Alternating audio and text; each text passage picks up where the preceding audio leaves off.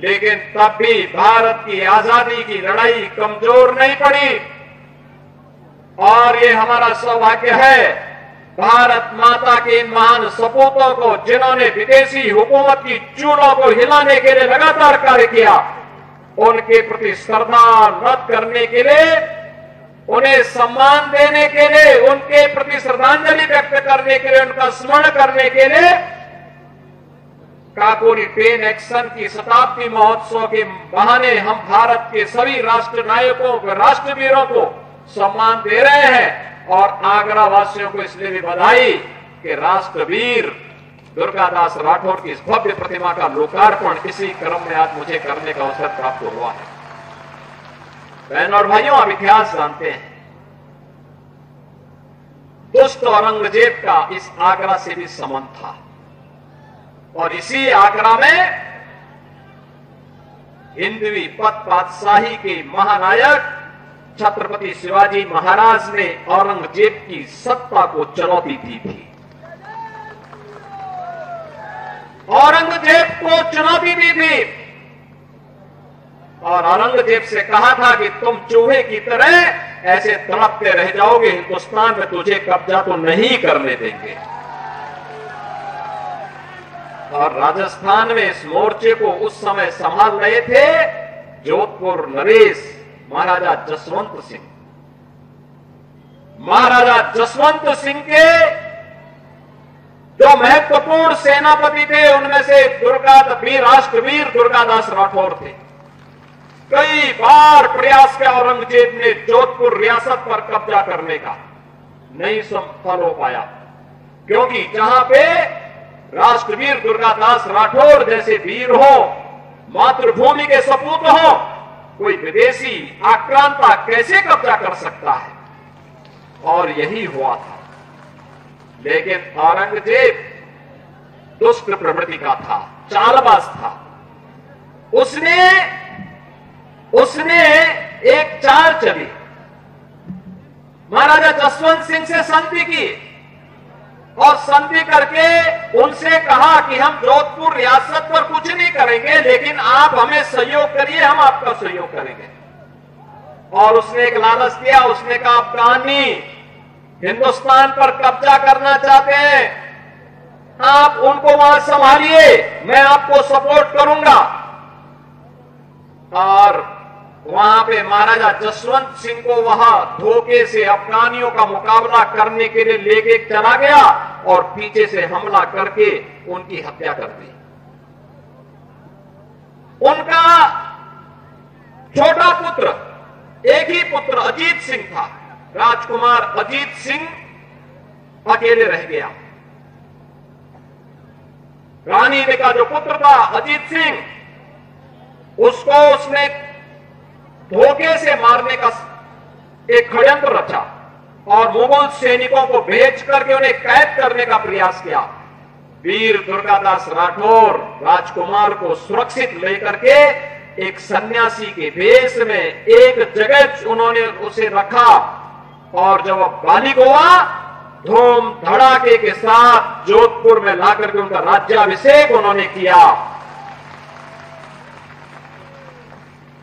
वीर दुर्गादास राठौर की जो ये लड़ाई थी, ये लड़ाई केवल अपने स्वामी के लिए नहीं थी, बल्कि राष्ट्र के लिए थी, स्वदेश और स्वाभिमान के लिए थी, स्वधर्म के लिए थी कि हम विदेशी हुकूमत को बाल बांका नहीं करने देंगे अपनी मातृभूमि का।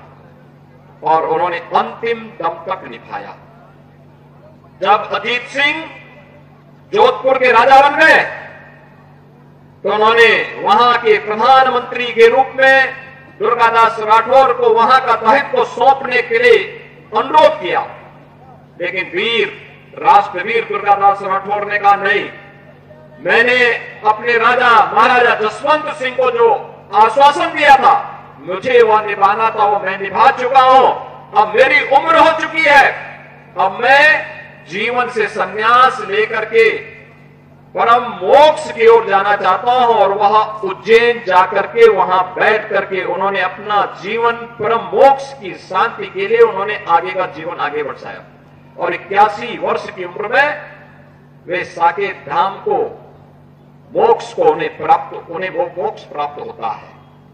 बहनों और भाइयों, जिस देश में दुर्गादास राठौर जैसे महान वीर पैदा होते हों, उस देश का कोई विदेशी आक्रांता कैसे बालमाका कर सकता है?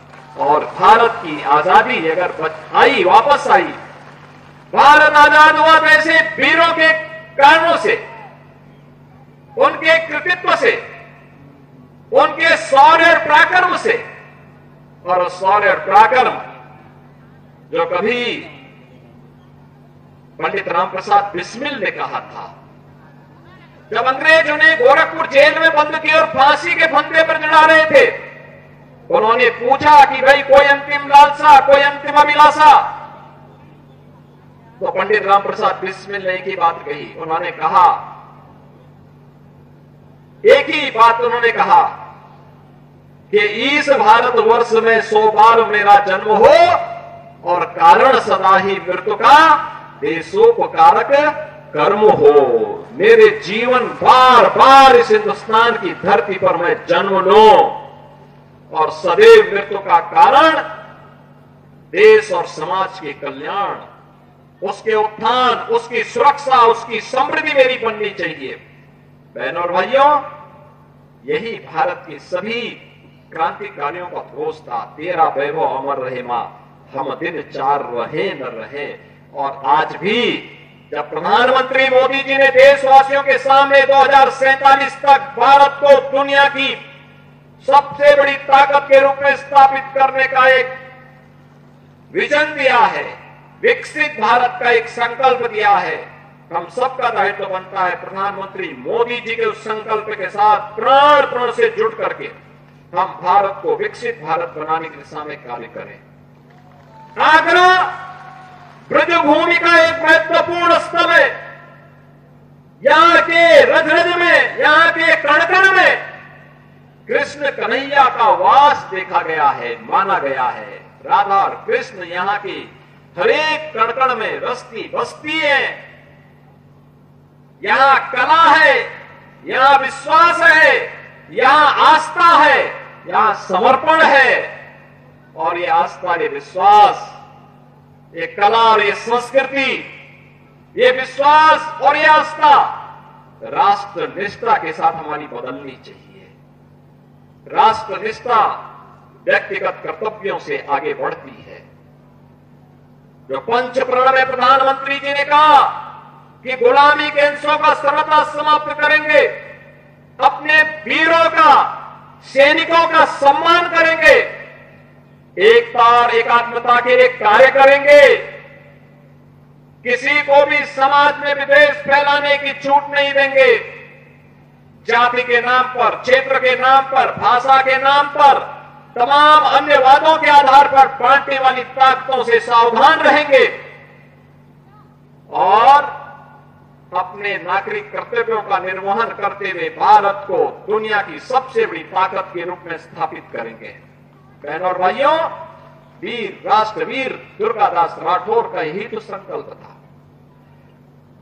यही संकल्प था, यही कारण है उस समय की सबसे बड़ी ताकत से टकराने का एक जज्बा उनके मन में था। बहुत सारे लोग थे जिन्होंने इन मुगलों के सामने, अंग्रेजों के सामने समर्पण कर दिया था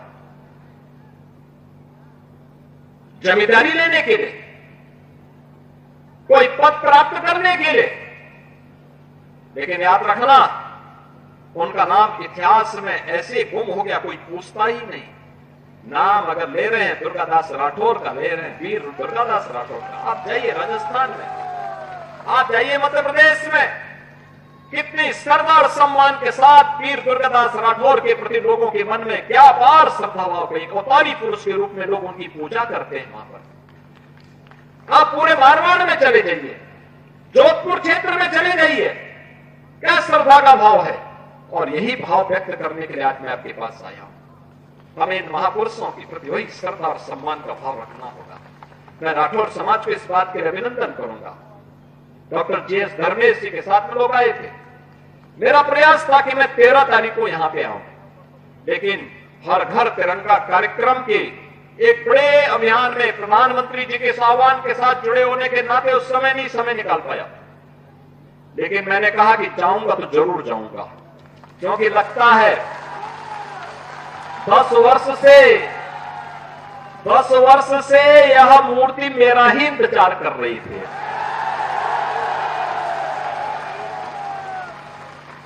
देखो उनकी कृपा तो मुझ पे आ गई।